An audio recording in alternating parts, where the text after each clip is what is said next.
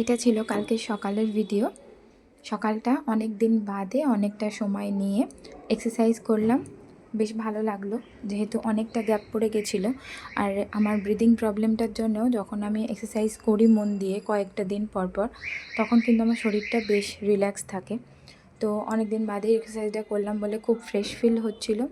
দেন ব্রেকফাস্টে করে নিয়েছিলাম ভাত ভাজা।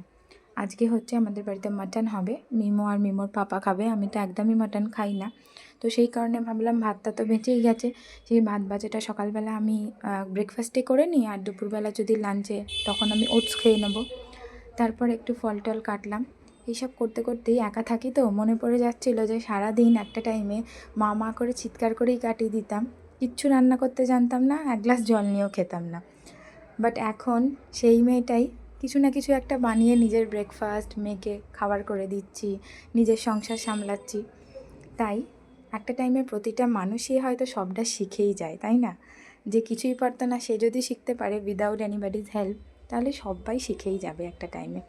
মেয়েকে নিয়ে একদমই টেনশন করি না, জানি ও ঠিক ওর টাইমে হয়তো সবটা শিখেই যাবে। তো এইসব ইমোশনাল কথাবার্তা থাক, এবার হচ্ছে করছি টেবিলটা ক্লিন আপ করবো।